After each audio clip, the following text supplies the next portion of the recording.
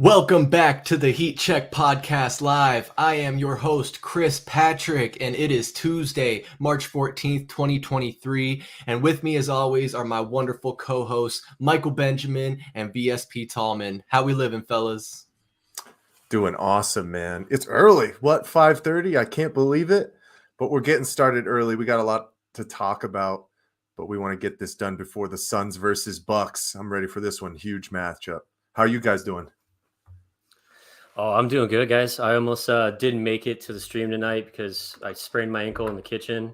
Oh my goodness. But I was able to get all the way to the chair, and I figured I'll be okay. So Yeah, you were looking good in warm-ups. I thought you were going to be good to go. So glad to have you guys here. We got a nice clean slate for you tonight. Of course, March Madness is kicking off tomorrow with the play-in tournament and the real action starting on Thursday. Of course, we got to talk about, as Tallman mentioned there, the KD ankle roll heard around the world. Got a little bit of Cardinals off-season news, and then we'll round it out maybe with some Diamondbacks talk. And Mr. Corbin Carrol with us here until 2030. Gotta love those baseball contracts, man. But let's go ahead, dive right into it head first. March Madness, man. Mike and I have been talking about this. We talked about it on PTO. March is primetime basketball season. You got the NBA season winding down, but most importantly, you have the NCAA tournament. So, Mike, I want to hear from you first. What are you thinking? Who do you like coming into this tournament this year? I got three at the top of my list. And Chris and Tallman, I think you guys will be proud. I've actually filled out multiple brackets already. Normally, if I do any, it's right at the last minute. But already got some filled out and figured out. I'm sure it'll last for maybe 24 hours, just like pretty much everybody's bracket. But I got three major ones, right? We got Alabama, as you can see in the South. I just like their size. Brandon Miller, they said he played through a groin injury in the SEC tournament, but he's a stud despite of all of his off the court antics that's kind of happened. Oof, we'll see what happens in the future with that. Their guard, Javon Quinterly, big fan of him. He was one of those, kind of overtime, posting all of his kind of antics in high school. It's a crazy player. He actually, I think, is the creator of what people will call jelly fam. Those sweet, smooth finger rolls, that kind of stuff. So it's cool to see him have success. So they're probably my favorite overall. But then, I got to show love to our two Pac-12 schools that are on the higher of the list. UCLA senior Jaime Jaquez Jr. was the Pac-12 player of the year. I like their guard combos as well with Tiger Campbell. He's a three-time all-conference guy. And then their freshman Amar Bailey. I don't know if you guys remember this or know this, but Drake and his mom had a little ting, if you could remember that. I don't know if you ever seen that. Drake was showing up to his high school games over at Sierra Canyon with Bronny James. And then of course I got to give some more love to another Pac-12 school, and hopefully one of our favorites here from Arizona, which is the Arizona Wildcats. Questions I'm looking for them is, how do they utilize Omar Ballo down low? Kerr Kriisa, how does he shoot in the tournament? Because he's very streaky, and I'm always just wondering, he kind of sets the pace for their outside shooting. So how do those other players follow along with him? And then Tabellis, how impactful is he? He was an AP second team All-American this year. Star in the making, probably an NBA player as well. So lots of talent on that squad. But like we were talking about, Chris and PTO, is how do they lock it down defensively down the stretch? I mean, in that Pac-12 tournament championship game, they almost gave it up to UCLA. So those are the three that I'm keeping an eye on. And of course, we got to give shout outs to ASU and GCU. GCU is going to have a tough matchup with Gonzaga. But to get the representation that Arizona had, man, we're putting Arizona on the map. I love it. Very exciting time. I mean, I didn't know that Grand Canyon had won their conference tournament on Selection Sunday. I guess I was kind of behind the curve on that, but real awesome to see them here in the bracket. Like you said, 3 Arizona schools in the bracket. I mean, I got into a little argument on Twitter with a user saying that ASU has to win to be in the tournament, but come on, man, the play-in is part of the tournament. got to give them their credit where credit's due. They fought hard in the Pac-12 tournament, beating USC when really people were kind of writing them off. So I think that honestly is what got them into the tournament here. Going to be interesting because I know both of those teams, ASU and Grand Canyon, not very high hopes for them getting past their first games respectively, but it could be interesting. I mean, if you see there in that bracket there, I think it's in the West, there is a chance that if ASU wins 2 games and Grand Canyon somehow beats Gonzaga, they could play each other. I think that could be super interesting.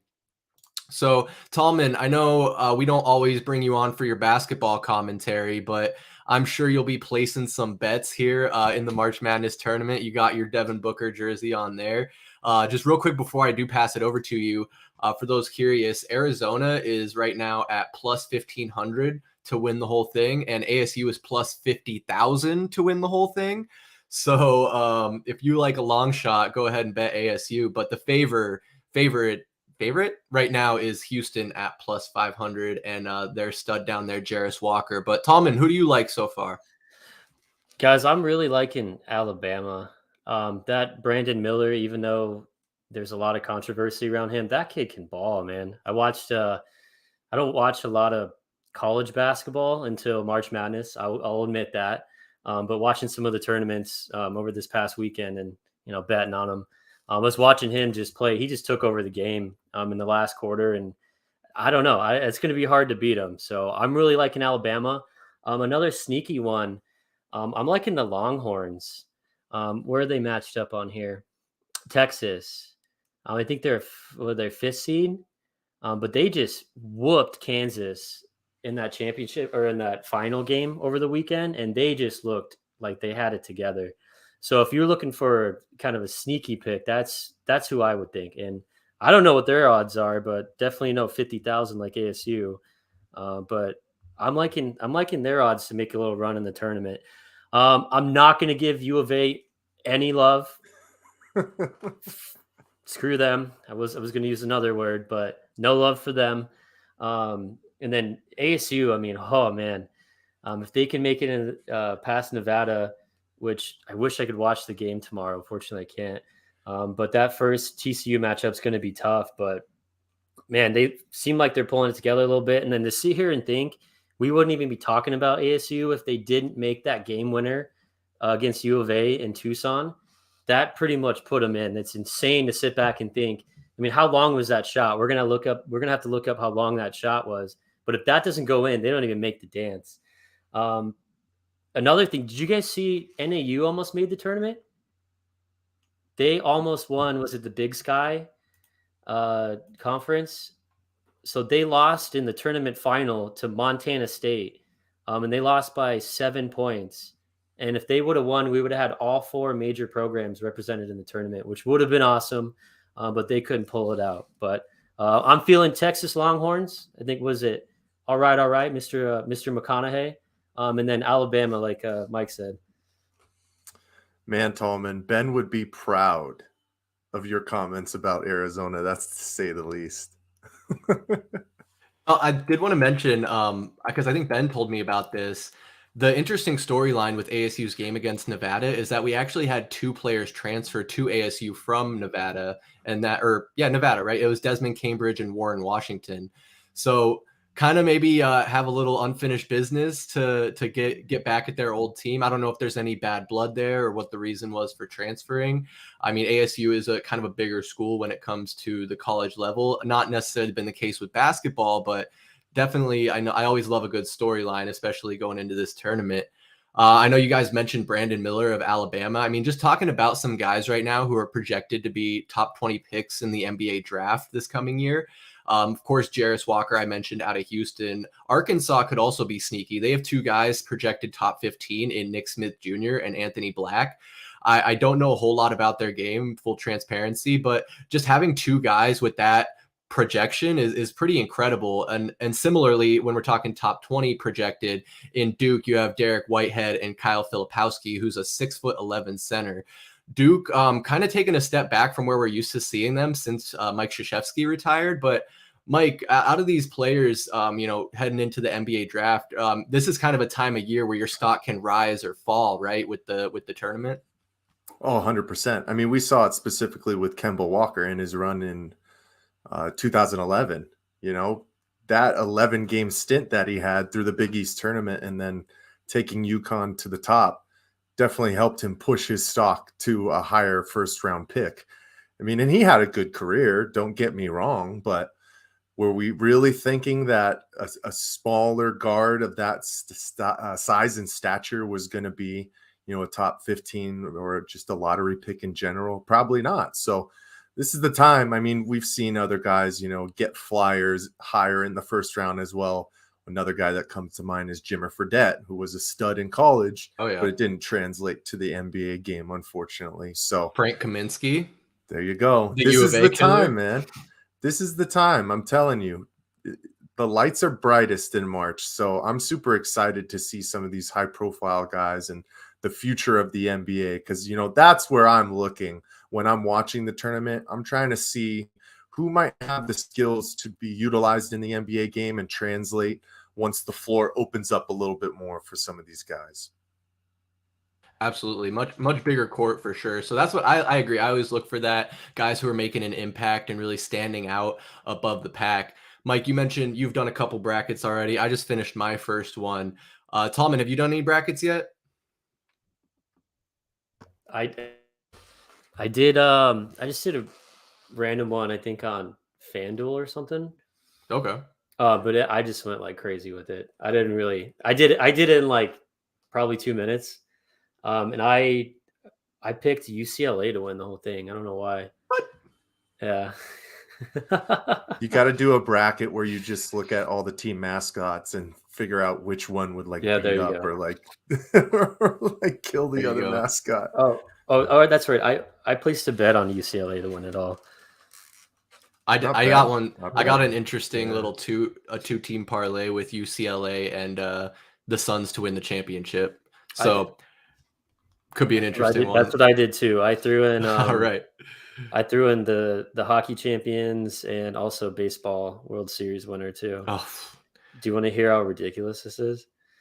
sure. Real Hold quick, on. what you got? All right, hold on. I got to scroll a lot. All right. While he's It scrolling, was a while ago. Michael Benjamin, he's got All right. UCLA. Who do you have winning it all in your bracket? In my bracket, the two that I did have were either Alabama or Arizona. That was just the Arizona one was more of a homer for me. I come crossing my fingers that they can make it to the Sweet 16, but their defense is giving me chills a little bit. I'm a little worried, but Sure. you know, I like the whatever team comes out of the South might be it. And I know that that's not even the conference that people are saying or the part of the bracket that's like the killer bracket, right? That's the one with UCLA, but that's the one that I got so far. And we'll find out. I'm sure I'll end up doing a couple of more because aren't we having a bracket challenge, Chris? Mike, I'm glad you mentioned that. I think this is a good time to tell you guys that we are going to be doing a bracket challenge through Run Your Pool. You can check the link down below in the description after this live stream ends. I hope you guys are watching on the playback, but we'll also be posting it all across our social medias. Quick shameless plug at AZ_VSP, Instagram, Twitter, and TikTok, and Valley Sports plug on YouTube and Facebook. Tallman, you got that those odds for that pick? Oh yeah, it's bad. So I did UCLA to win the tournament, the Suns to win the finals, the Bruins to win the Stanley, and then the Dodgers to win the World Series. And it was plus 324,000. Jeez, you're going to be sitting on that for a while, but hopefully it has Yes, I some am. good cash out options for you if some of those start hitting. We'll see. Well, the hardest one's going to be UCLA, which they probably won't win the tournament, but It's always tough to tell. I mean, we all three picked different teams to win it all. In the first bracket preliminary one I did, I got Grady Dick and the Kansas Jayhawks winning it all. Shout out Steven and Ben Miller. I know Steven always puts Kansas to win it all in his bracket, but not a bad pick. I mean, hey, they're number one seed. When I'm going through, I often tend to go chalk a lot of the times, which I know isn't smart, but it is what it is. Anyway, Mike, Cody, anything else you guys want to say about the March Madness tournament before we move on? I can't wait, man. Tomorrow can't be here soon enough. So we'll get through this big game tonight and then ASU tomorrow. Super excited.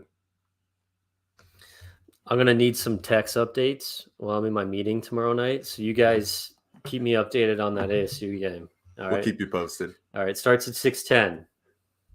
You got it. Yeah, this is the time of year when they've done studies that work productivity drops drastically as people are either keeping tabs on their phone or literally watching the games. Don't tell my boss, but I'm gonna have the games on. Anyway, let's go ahead and get into the Suns' sadness portion of this live stream. Like Tallman mentioned at the top, Kevin Durant rolling his ankle. We all saw it. It was the ankle roll heard around the world. And the initial reports of this is going to be my rant section. The initial reports were that Kevin Durant slipped and hurt his ankle. And immediately you saw national figures, state media personalities, and just randos on Twitter all blaming the court attendants or the ball boys, as they like to call them, even though they're men in their 20s. Anyway, you tell if you watched it 2-3 times, you could see that he just took a weird step. And I even felt like the way he was going up for that layup was super weird. His ankle just folded and he finished his warm up, but wasn't able to play. And now we're hearing that he'll be reevaluated in, I think, 3 weeks from last week. So probably about 2 more weeks left before he's evaluated again. I personally wouldn't be surprised if they don't keep him out until the playoffs start, depending on how our projection's looking. But Mike, man, we saw last night just not a strong showing against the Warriors as we shot, I think, 4 of 21 from the 3-point line. Oof. I mean, we started off super cold and were in a pickle really early. I think we were down 43-21 after the first. The good thing is the Suns team, they still have resilience. They were able to fight back, but it was just too much of an uphill battle to really have any of a chance down the stretch. And, that's why I'm wondering about tonight, to be honest with you, because they used up so much energy last night trying to get back into that game. How much are they going to really have tonight on a back-to-back? And a back-to-back, mind you, where you have to travel. I hate that. I know it's only just from California back home, but I mean, what time did that game finish last night? Those guys probably didn't get back until 2 a.m. It was late, yeah. I know NBA guys are used to the schedule, but for those kind of high-profile matchups to schedule them back-to-back like that with travel, just kind of odd. But we've had plenty of questions about the NBA and their scheduling this year so far. Remember at the beginning of the year, we were playing, it seemed like 4 opponents 3 straight times. But with KD in the situation, just a freak accident. It's so tough. There's nothing you can do about that. He's just going through his general warm-ups and steps the wrong way. One thing I'll say is, you hear a lot of people saying, well, why doesn't he wear mid-tops? And the NBA game isn't really like that. And if you play basketball and shoes, as far as structure to hold off for any kind of ankle support and that kind of stuff, the shoes really don't do much, right? If you have ankle braces, that stuff, that's where you're going to get your hold. And I'm not going to lie, man, KD 15s are the shoes that I've been playing in the past couple of months, and I love them so much. So stop blaming the shoes, people. It wasn't the shoes. And I'll echo your sentiments too, Chris. The blame on the ball boys was just tough to see. I have some friends who work there, and they were texting me right when it happened, and they were getting death threats and people just attacking them. And for what, guys? It's just a game. It's just a game. And the sad part about it is people, specific guys on Suns Twitter who kind of move the culture with that, talk about how, well, it was just a joke. It was just a joke. But the problem is with some of these people, they take that to heart, and their words were truthful. Now, they're not going to go hunt down these kids, but we got to do better, Suns fans. Like, it's not the end all be all. And the beautiful thing about this is KD's going to be back, but it is tough to see that we only got 3 games out of him, and now he's out for an extended amount of time again.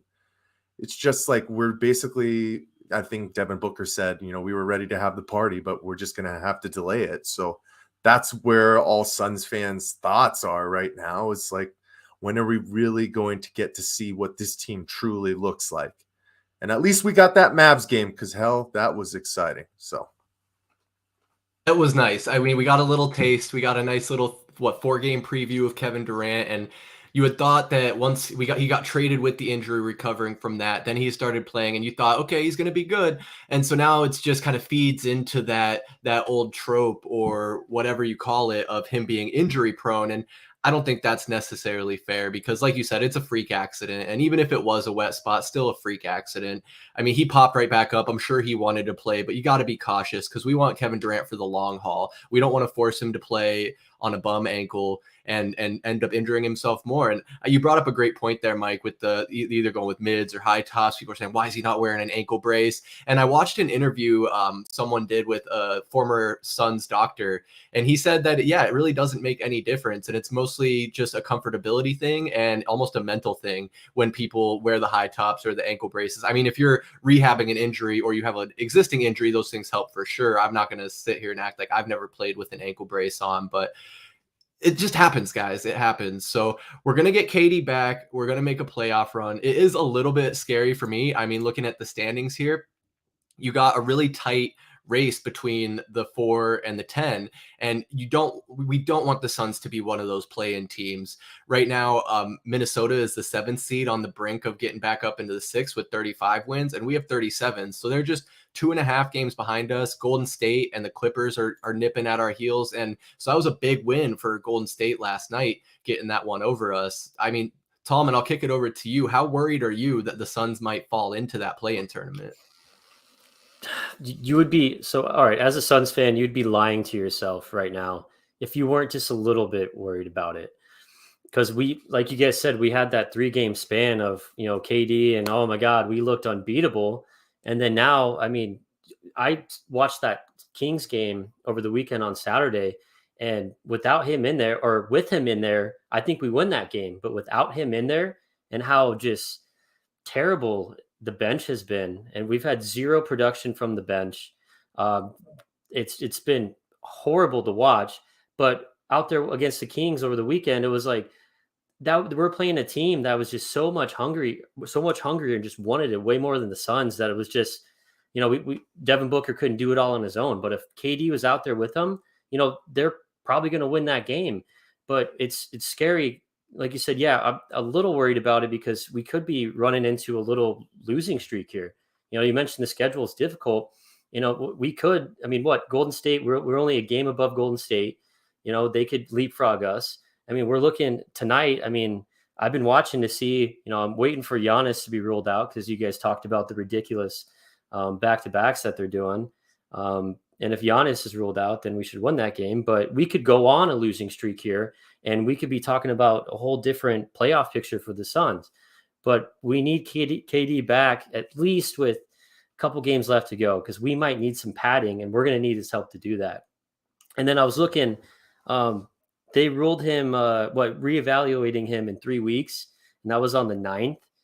Did you guys notice that 3 weeks from the 9th, the game that he could potentially come back for is against the Thunder? So the first game, remember they flexed the ESPN to play on that Friday night. It was against the Thunder, and he didn't play. And then the home game where he, fell down on the floor like an old man, just kidding, where he had the freak accident in warmups was against what team? The Thunder. And he might be coming back against the Thunder if they stick to that 3 weeks. So I thought that was kind of weird. Maybe it's a curse. They just don't want him to play against his former team. But again, if you're a Suns fan, you have to be a little worried about where we're sitting right now, given some of these teams that we're going to be playing and just the lack of production from the bench. It's a little frightening, but if we can get KD in, I'm not scared at all for whatever the playoffs have for us, as long as he's healthy and ready to go. But you saw that report. Was it James Jones came out and he said if the playoffs started today, he'd be playing. So I'm not worried about it. As long as we don't slip too far in the standings, we're going to be okay. But it's just a little scary if we're really going to stick on that 3 week timeline. Right. And the biggest thing is, with KD, everything changes, right? He was fitting like a glove within his 3 games that he played in. Devin Booker was averaging over 35. It all seemed like everything was right in the world. So we always have that little sample size to fall back upon. But like we've said in the past, this whole thing is going to be predicated on the health of these guys and not just only KD. Is Chris Paul going to be able to hold up through any kind of a playoff push? Is Devin Booker going to have some weird hamstring injury that puts him out for a couple of games in a series? A lot of luck has to go your way through the playoffs. I understand that. I mean, firsthand, we saw that in our 2021 finals run, right? No Kawhi Leonard, no Jamal Murray, all of these things kind of fell the Suns' way. So you have to cross your fingers for that. And exactly like you said, Tallman, it sounds like most of this, holding off of him rejoining is, precautionary to make sure that he's as healthy as he can be down the stretch. But exactly like you said, again, I do worry just about the seeding, because from where this team started, and then we had our downfall almost, to 9th, 10th spot, to reclaiming kind of in the upper half of the Western Conference, you just were hoping that you could hold steady. And I like the poll that you put out the other day, Chris, where it's like, how are we going to do these next 4 games? And we almost have to have the mindset of, let's go 500, right? Let's stem the tide. Let's continue to win some games. Obviously, we're going to lose some games because we got a pretty heavy schedule still this last month of the season. So just if we can stay out of the play-in tournament, that's all you're hoping for, and cross your fingers for at least the first round, home court advantage in some case. But, that bench, Torrey Craig's got to step up. Josh Okogie's got to be a little bit more consistent. Damian Lee's got to not play 3 minutes. I don't know what's going on with that in some cases, but the Suns team is going to figure it out. That's one thing that I'm not worried about. I couldn't have said it better myself. I mean, that's one thing that getting KD back doesn't solve, is our bench depth and the inconsistent play that we've seen from them. I mean, even adding Terrence Ross, he's had a good game here and there, but like you mentioned, Torrey Craig, Josh Okogie were freaking brick factories last night. I mean, the whole team was, so you can't really blame them. I mean, Tallman, you mentioned James Jones' comments about if the playoffs started today, KD would be playing. I have no doubt about that. The playoffs is a whole nother beast. Guys will play through some ridiculous things. I mean, we hear it every year. Once a team is eliminated, it's like, oh, he was playing with 2 blown ACLs and a broken ankle, but he still toughed it out. But you don't want that to be the case. So I think it's smart getting KD healthy, getting him right. But again, you are concerned, because if we are in that play-in, it's just another hill, another obstacle we have to overcome. And you just start looking back and wondering, there's a handful of games that we probably should have won earlier in the year, and a couple of bad runs where we lost 3, 4, 5 straight.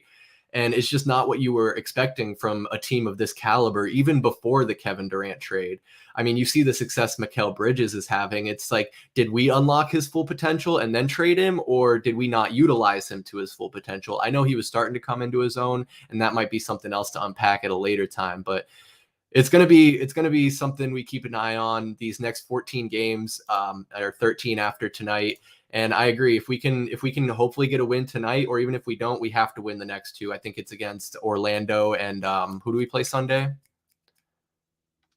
Doesn't matter. We got to get it.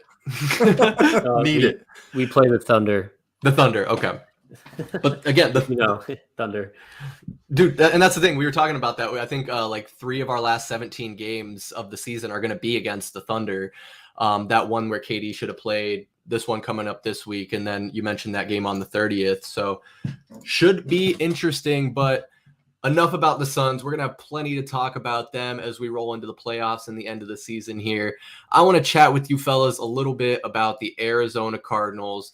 John Gannon and Monty Ossenfort are at the wheel. They're making moves. We got the draft coming up here pretty soon, and had some interesting developments this week. But first, I just want to kind of, highlight some of the signings. At first, when we were initially talking about the Cardinals, they hadn't really done anything. They came out yesterday, I think was the first day where teams could start signing guys, and it seemed like the Cardinals were just sitting on their hands. And I kind of wondered about that. And for my money, I'm still not very impressed by the moves we've made so far. I mean, looks like we brought in a Gannon guy. I think his name's Kaiser White, on a 2-year, $11 million deal. We re-signed Prater, re-signed Kelvin Beachum, and then I just saw we re-signed Will Hernandez. So bringing back a lot of the same old. Did I miss anyone in that list? I think that's the majority of the guys so far on the list. And then obviously we've seen that we lost kind of one of those guys that we were hoping to keep, with Zach Allen going to the Broncos. 3 years, $32.5 million with up to 45 in escalations. mean, that's a heavy, steep price for a guy who hasn't been able to play an entire NFL season. So not surprised that the Cardinals didn't fit the bill on that one, but it's a tough pill to swallow because he was starting to come into his own. He learned a lot from J.J. Watt these past 2 years, and I was excited to see kind of where he was going to go with those next steps. But we'll wish him the best with the Broncos, and he'll have more of the same with Vance Joseph. So best of luck, man. Yeah, I mean, that the Denver Broncos have been making moves. They're investing in protecting Russell Westbrook and also on the defensive side. Tallman, what have you thought of the move so far, and mostly just retaining talent and bringing in a unproven Gannon guy, if you will? Yeah, did you say Russell Westbrook? He said Russell Westbrook, right? He's changing sports. He might be just as good as Russell Wilson. I don't know. Yeah, no kidding. Sorry, question was good catch. Was retaining talent on the roster, right? That was the question. Nod. Okay. I'm gonna disagree with Mike on the whole Zach Allen thing. You mentioned that he hasn't completed hasn't played an entire NFL season, but I mean he had the best season of, arguably he was a top 10 pass rusher last year, and his success rate and all that. I think he only had 5.5 sacks, but I mean he's coming up and he's only 25 years old, so he's one of our young guys. And they keep doing this. It's like a Hassan Reddick thing. Granted, Hassan Reddick didn't have the same type of production, but what happens when Zach Allen goes to Denver and he kicks ass like Hassan Reddick did? And I mean, maybe it's the coaching staff and that past culture that we're going to blame if that does happen, but it's not keeping your core young guys again. I mean, he was a 3rd round pick and he panned out pretty well for a 3rd round pick. So, and it comes back to the same thing. You don't want to pay him. What's the math on that? A 3-year, what does it come out yearly? What is it, like 12 million? Yeah, right around 11 to 12. 11 to 12. So if you're not going to pay him, there's always somebody else that is, and then think about him as a player. I mean, he had all that time in practice with J.J. Watt. He got to learn from arguably one of the best pass rushers in NFL history, and he has his best season. And we failed to retain him. So that is an immediate loss in my mind. Granted, I know you can't pay everybody. And this, I mean, you got to think about the cap space they had. I think we had 36 million coming into it. And they had some big players. For instance, another name would be Byron Murphy. So you got to think, okay, if we're not going to pay Allen, they better fucking pay Byron Murphy. If they don't and they let him go, it's like, what are we doing? If you look at the cornerbacks we have signed on the roster right now, it's a little scary. But other than that, I mean, I think bringing back Beachum was a great idea. As him being an older guy, I'm surprised he wanted to finish out his career. Or I guess you would think somebody that old would want to go to somebody that is not on a bridge year next year, like the Cardinals are going to be. We're not going to win the Super Bowl. You would think he'd want to ride out, into the sunset horseback. But great to have him back, because I think he was the only player that played every single game last season for us. And he grew into becoming an outspoken leader in the locker room, which we know we're going to talk about, which is obvious from his very critical comments about the quarterback, Kyler Murray. But I think it was great bringing him back, because we talked about last time we were on here, they had 9 offensive linemen that were free agents. Like that's crazy. That offensive line room is just so depleted. And of course, bringing back Will Hernandez, he's a great guy too to fill in. But they still have a lot of work to do on that offensive line. And I don't know. I'm not super impressed with what they're doing. Obviously, it's not super splashy.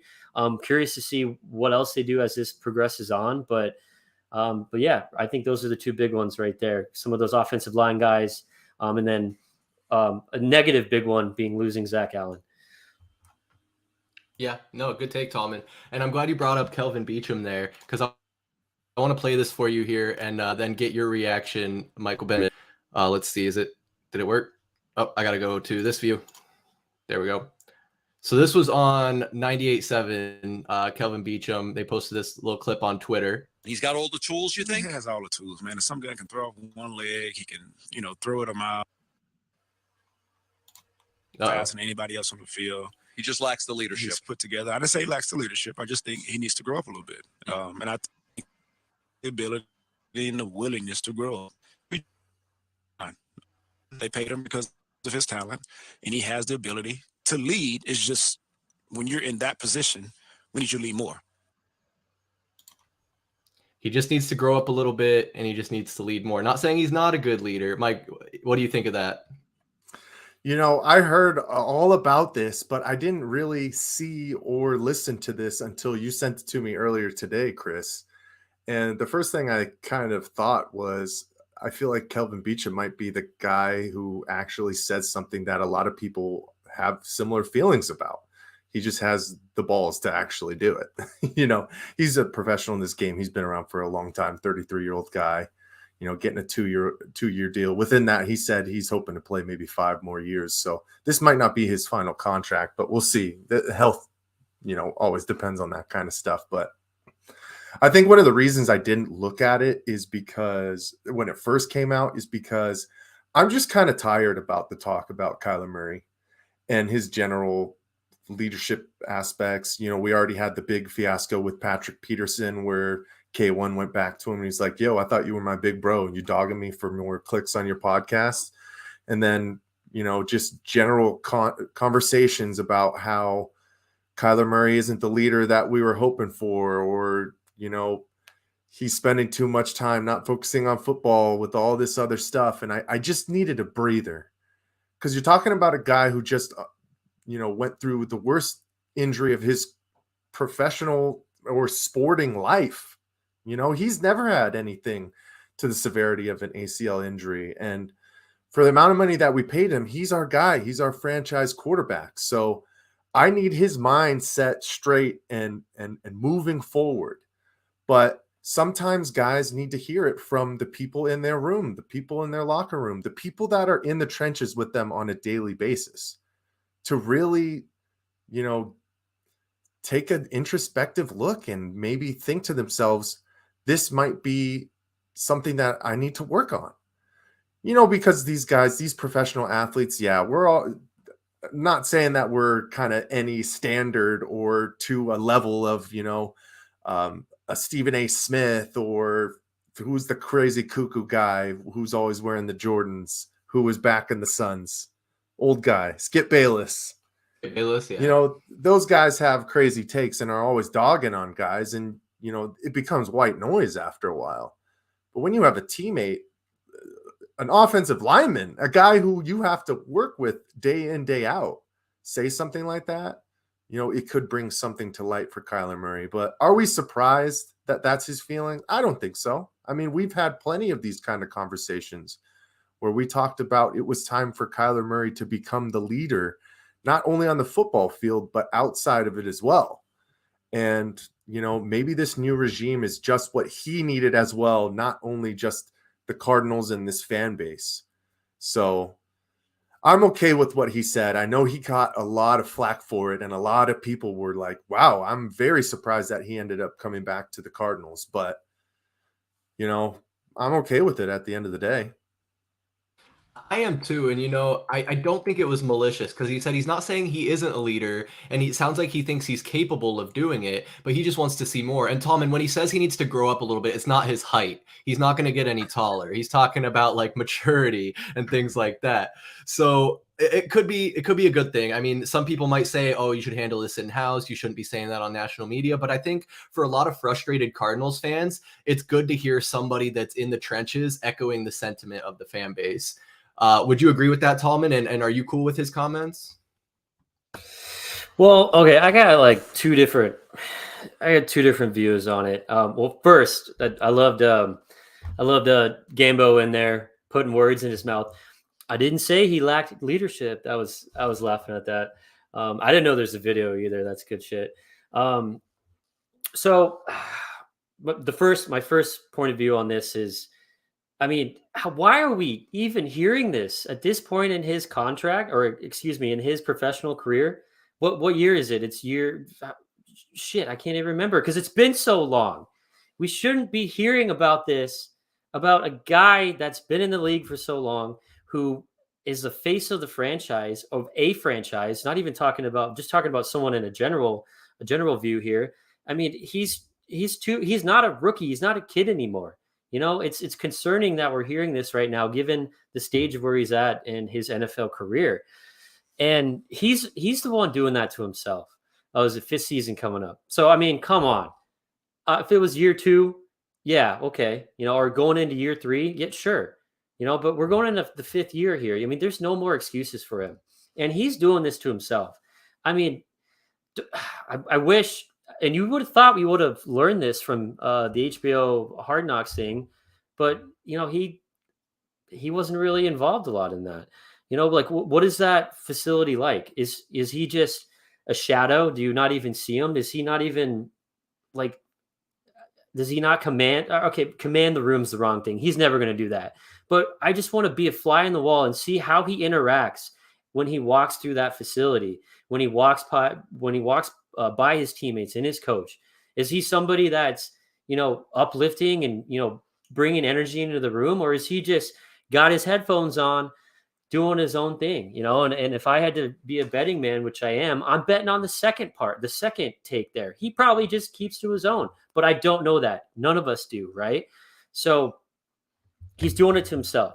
The second part here, you guys saw what Hollywood Brown came out and said, right? In response to it. Not. So he came out. Do you want me to read the quote? Please. I'm going to sound stupid reading it. All right. I quote, "I ain't never seen this much collusion from within. We got each other number, but steady get on podcast or tweet, expletive. It'll be different if it was addressed in person first, cause Kyler Murray ain't never public bash or talk down anybody, even after years of running for his life." And I think he used a different way to describe running from his life, from not having anyone block for him on the offensive line. So when I first heard these things from Beachum, I figured there's no way he's coming back. He's out here like he just won the lottery, and he's saying, see you later to his 9-to-5 job. That's what it seemed like to me. And again, I already said I'm glad he's back, but that's why I'm taking that other side. I know you guys said you're cool with it. I mean, I wish he would have went differently about it, where, it does sound like, at first glance, that he's kind of bashing Kyler Murray. It definitely does. It doesn't really sound like he's being constructive. And again, we don't know what his relationship is like with Kyler Murray. They might be super close, and he might be like a big brother to him, right? We don't know that. But I think you never like to see it come out in the media. It's just adding more stuff to the fire around the dumpster fire of the Arizona Cardinals, more dysfunction, where all these other teams are going to be looking in like, there you go. They gave this guy $250,000 and he's not even a leader. And you have people coming out in the media, basically blasting him for it. So I wish it didn't come out like that, or I wish he took a different approach, more of like a teammate approach, especially because, he's here for 2 more years. It just doesn't look good overall. And I don't know. It seemed like he wasn't coming back when he said those things, but now he is. I wish he would have did it differently. Sorry to be long-winded. No, and I'll correct you. I wish we only gave him $250,000. We gave him $250 million. Yeah. Oh, I'm sorry. $250 million. That's what I meant. No, you're right. Damn, I was way off on that. Mike, you look like you got something to say. Yeah, I think it still could be kind of like just a trickle-down effect from the previous regime. I mean, Kelvin Beachum even addressed all of the nonsensical stuff that happened last year, from Sean Kugler to, the instances, off the field, all of the stuff. And you can even go back to, how Kyler Murray portrays himself on the field in front of everybody, yelling at his head coach, yelling at his number 1 wide receiver. So I don't think these guys have had enough time. And he specifically said, he hasn't really had much discourse with, Monty Austinfort and Jonathan Gannon, either than probably, your necessities, handshakes, and now signing of the contract. But it's just going to take some time to get that stench out of here, and the wrong way that this Cardinals franchise handled business the previous couple of years. Maybe this was kind of like the last hurrah of that. You know what I'm saying? He just put it out there. He said his final piece, and he's moving forward. And Tallman, you do, bring up a great point. What is his relationship really like with Kyler Murray? I mean, it must be okay. the guy re-signed for 2 years, knowing that Kyler Murray is the franchise quarterback. So obviously you don't want that kind of stuff truly aired out, but I'll go back to your other point. We're going into year 5, and this guy is yelling at his head coach just last year. Sometimes you just need to be told that it's time to grow up, because it happened multiple times last year, and I don't know where to go from there, other than somebody holding accountability, because obviously the previous regime didn't do that, and that's why they're no longer around. But it's time to just get this stench out the door. Open up a window, freaking put some Febreze in the air. It's time to move forward. This team has so much work to do just to put a roster together. We could go back to talking about we lose Zach Allen, and for God's sake, Tallman, I'm with you once again. It seems like I'm with Tallman a lot today, even though he was against me earlier. Signing Byron Murphy has become an absolute necessity. If you're not going to pay Zach Allen $11 million a year, sounds like Byron could get anywhere from 13 to 16 mil a year. But there's also like 60 spots that this team has to fill out to get to that 90-man spot before going into training camp. There's just a lot of things that have to go into fruition. We're still talking about what's going to happen with DeAndre Hopkins. Are we going to end up trading down from the 3rd overall pick? I know we were hearing some things about possibly flipping with the Indianapolis Colts and maybe getting their early 2nd rounder, adding more draft capital. We're in total rebuild mode, guys. That's the true factor with this team right now. So there's just more questions than answers. And, hopefully, our main guys can start pushing this thing forward where we need it to go, because this can't be a 3 to 4 year rebuild, man. This maybe needs to be, let's figure it out this year. Obviously, Monty Ossenfort and Jonathan Gannon came in a little bit later, so you don't have all your scouting department. You're just trying to kind of figure out what kind of unit you want to be. Then you go into next year's draft class, really get things solidified, and you're ready to go from there. Like, it's a 1 year grace period at this point. And if not, I don't know. Heads have got to roll. You guys are on the money tonight, and I just want to take a second to respond to some of the great points you guys made. I mean, Cliff Kingsbury and Steve Keim really did a number on this franchise, man, and I think set us back a long way. Like you said, the expectations right now are rock bottom. We've been saying just win 2 home games, win 6 games this season, and that is not the expectations you want to have for your team. Tallman, I'm really glad you brought up that Hollywood Brown quote, and I think honestly he needs to grow up a little bit, because using the offensive line as a scapegoat is just absolute bullshit. Kyler's been running around in circles since high school, since college, and it has nothing to do with the offensive line. The man can't go under center because he can't see over the center. And so to just blame the offensive line, I mean, sure, like I said, there's a conversation to be had as to whether he should have made those comments in public or in private. And I wouldn't doubt it if they've had a one-on-one conversation since those comments were made, because I don't think it was malicious. I think it was very a matter of fact. And Kyler, I'm sorry, the truth hurts. Sometimes you need that tough love, man. And so there's just going to be a lot of things we keep an eye on. And one of those things for me is how much will Jonathan Gannon hold Kyler Murray accountable? The first bitch fit he throws, excuse my language, and he's pouting on the sideline, is he going to get a stern talking to, either public or private? And is it going to persist? Because this is make or break, man. You got the money, Kyler. Now you got to show that you're the leader. And Tallman, to your point, man, is he coming in the facility with his head down and his earphones on, not being a team guy? I mean, for better or worse, the quarterback is the leader of the offense and really the whole team when it comes down to it. But last thing I want to say about the Arizona Cardinals before we move on and maybe get your guys' quick reaction to it. We talk about the facilities, and a report came out. They did a survey, I think, of all the NFL players and active and whatnot.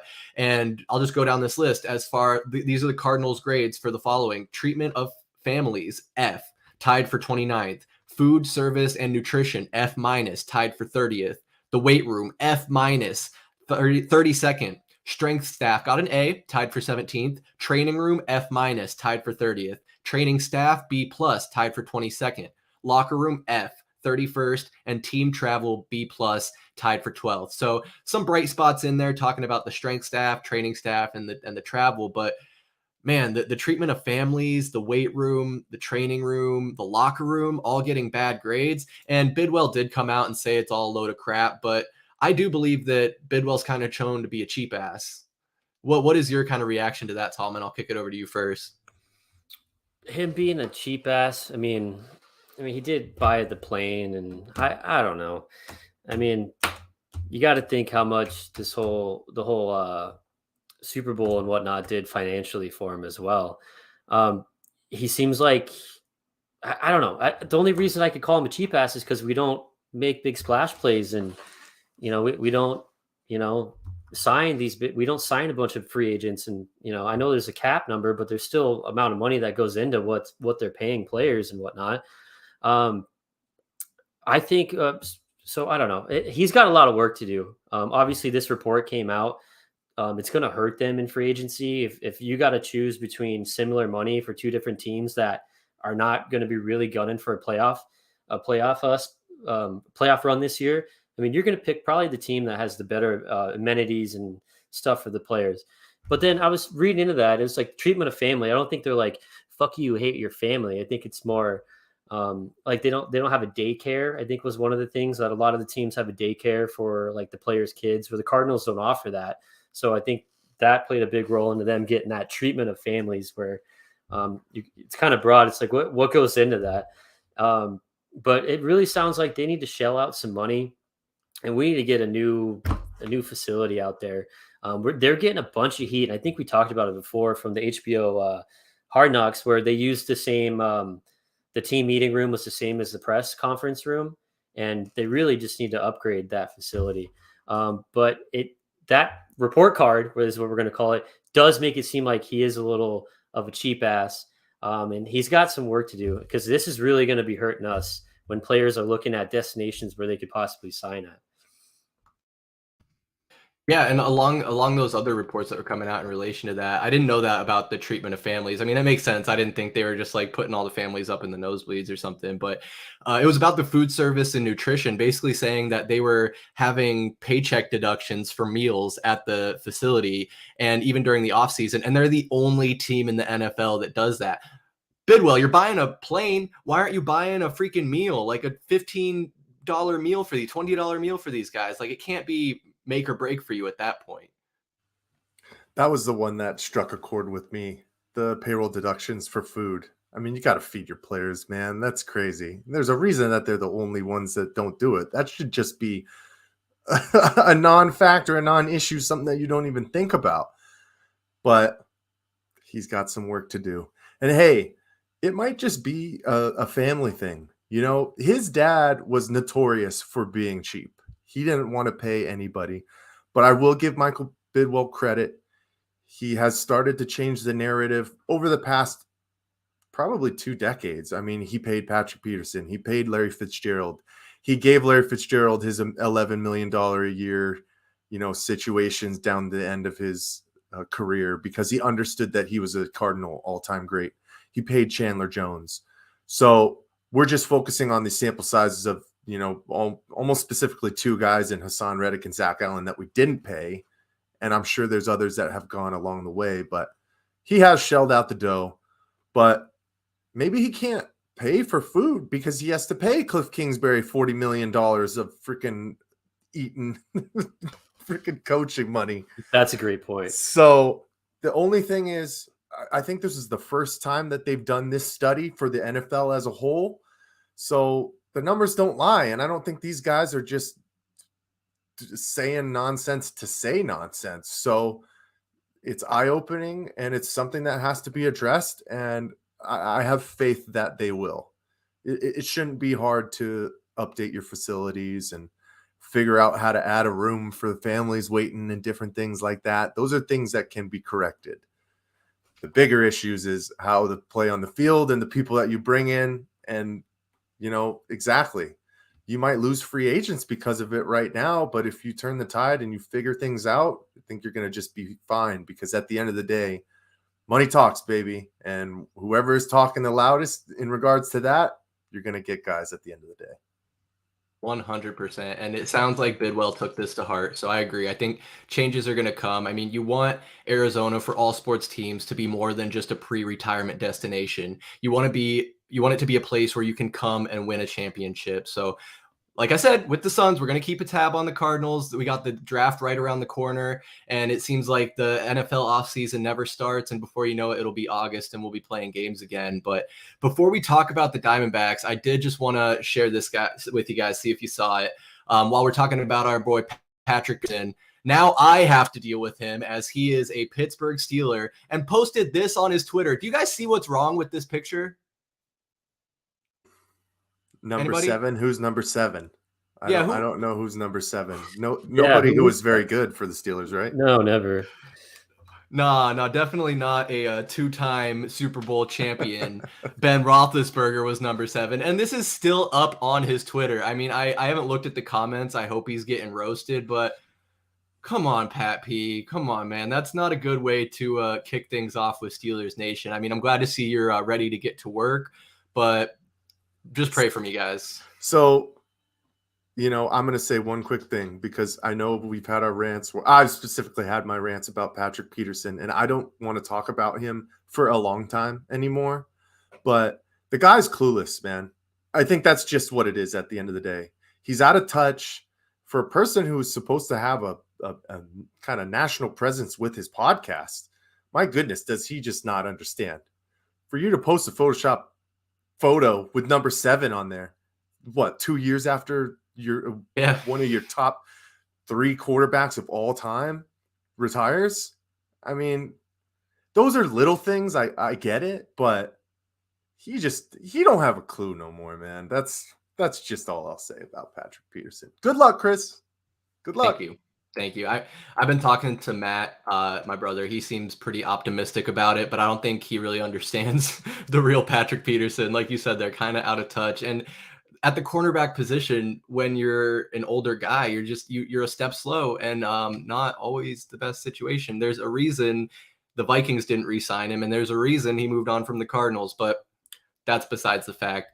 The last thing I wanted to talk about, fellas, before we head out to watch this Suns game is the Arizona Diamondbacks. They're finishing up training camp here in the next couple weeks. We'll be doing a preseason MLB special coming up in about 2 weeks, I think. We're hoping to have some special guests on and some knowledgeable guys and fans from around the league. So look forward to that. But we got some big breaking news this past week. The Diamondbacks signed Corbin Carrol to an 8-year extension worth $134 million, 111 of that guaranteed.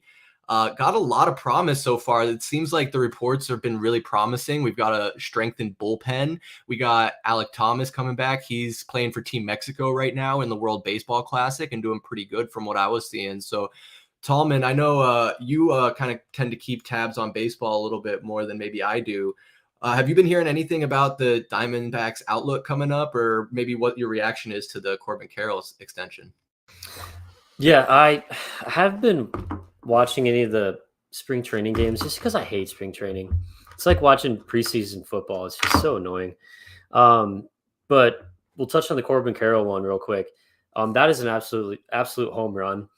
And I mean, you could sit there and be like, how do you give this contract to a kid that's, I think, 22 years old, and he's only played 32 or 33 Major League Baseball games in his entire life.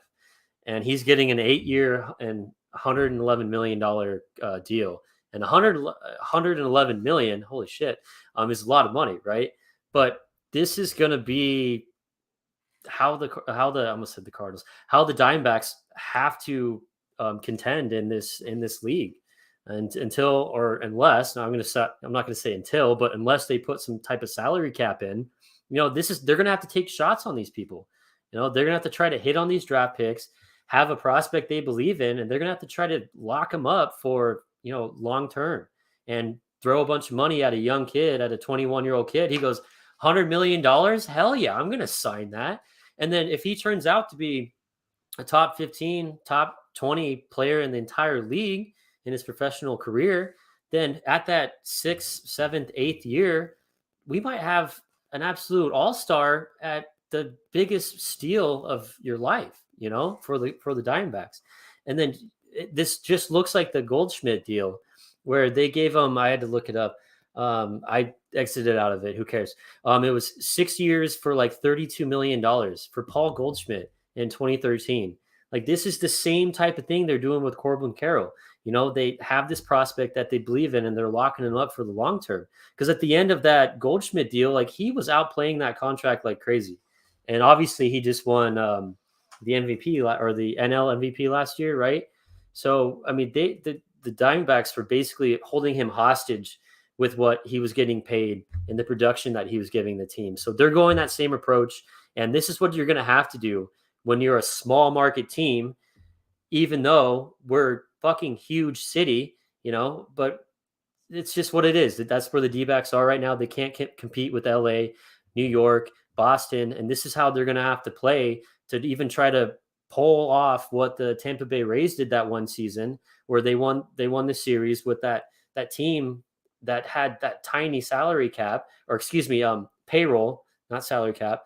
That's kind of what the Diamondbacks are going to have to mirror themselves after if we want to have any type of run, especially any type of run in this division that is just a juggernaut. So the news is great. Hopefully it works out. If he becomes an absolute bum in a couple of years and we sit there and we go, oh my God, what'd they do? So be it. But I think it's worth the shot, worth the risk. There's a lot of hype around the kid. He's going to be putting butts in those seats for sure. So this was a good move by the Diamondbacks. I agree. I mean, you got to do it. Like you said, you almost have to moneyball it. You rely on the farm and those picks you can get here and there while they're cheap. Corbin Carroll is going to be 30 years old when this contract is up and probably be, if he's playing well, looking for that next contract. And we talk about how ridiculous these baseball contracts are. Mike Trout at 31 just signed a 12-year, $426 million extension. So he'll be 43 when that contract is up. So who knows what kind of money Corbin Carroll could be looking at it. Not saying he's the next Mike Trout, but I mean, this is the type of money that's out there in baseball. Just real quick, another signing I really liked. We got back the sheriff, Andrew Chafin. He's coming back, and I think really going to be a good guy in that bullpen that will really help us out. But Mike, I want to kick it over to you for some of your thoughts here on this D-backs team. Yeah, I mean, you're talking about a team that the past 3 seasons, they finished 5th, and then 4th last year in the NL West. It's an absolute ultimate uphill battle when you have the Dodgers and now the Padres, teams that are just loading up and paying guys absorbent amounts of money. And I'm so happy and proud of this organization for signing Corbin Carroll. I mean, you're talking about a guy who only played 32 games last year in his first stint in the MLB, but he's shown enormous amount of promise. His speed on the base paths is just wild, man. That alone will get me out to a game so I can go see that dude be just scooting around there. But, you know, he has huge NL Rookie of the Year favorite odds right now. You know, you might be just winning a little bit amount of money, but it's a good thing to take advantage of. And you're talking about, you know, we already had a great defensive outfielder with Alek Thomas, but you saw the promise and just the overall prospect that Carroll is. You got to take advantage and bring him up and get him a part of this culture right now. So I'm just super excited. Yeah, and I'll touch back on one thing that Tallman said. I think the biggest thing for this team is going to be what happens with that bullpen. You know, major league worst winning percentage, 0.615 when leading or tied heading into the 6th. So if we can, you know, have some promise and showings with that, you know, I wouldn't be surprised if we start taking that next step this year. So I'm super excited to get baseball rolling over here. Definitely going to be making out to a couple of games. But the last thing I'll say about Corbin Carroll is I'm glad they took this route instead of kind of the similar situation that happened with Dansby Swanson, and we let him walk. And then he ended up becoming a champion with the Atlanta Braves. So thank goodness, man. Going in the right direction. Finally making the right moves. There's a lot to be optimistic about. I share that same sentiment that I am very excited for this upcoming season. But guys, we got to get out of here and watch a Suns game. Tallman, do you have any last thoughts on the Suns, Cardinals, or Diamondbacks? No, I just want to throw out a stat here. Over the weekend, do you guys see the attendance at that Mexico USA World Baseball Classic? Wild. In Chase Field? 47,534 fans were in Chase Field for that baseball game. They were probably like, we have never seen this ever in our, just kidding, obviously the World Series, but just to think that amount of people coming out for a baseball game in Phoenix when you have spring training going on, it's incredible. I thought that was really, really shocking when I read that number. That's like almost the capacity of that entire stadium. I think I just saw it's like 48.5 is the capacity. And we haven't seen the stadium even close to filling up, I think, since like 2001 when the D-backs were making that World Series run. Probably 2016. Probably 2016 when we made that wild card run. Touche. Mike, what do you got, though? What do you got for the people before we get on out of here? You know what? Got a whole lot coming up, man. March Madness starting this weekend. Make sure you guys are staying tuned to our socials. We'll have our bracket so you guys can challenge us. Probably have some cool prizes for the winners as well. But love y'all, man. We're chopping it up. Cardinals free agency. Let's get some more guys in here. Suns, let's keep the momentum going. Hopefully get this win tonight. Let's keep it rocking, man.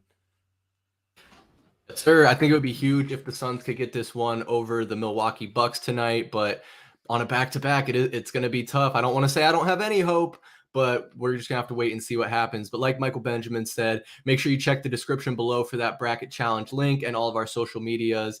We're going to be having a lot of fun here in the month of March and going forward. So want to make sure you're a part of it. Go ahead and leave a comment down below, anything we could have done better or that you think we might have gotten wrong. Always want to hear back from you guys, but we're going to go ahead and sign off. I am Chris Patrick for VSP Tallman and Michael Benjamin. We will see y'all next time.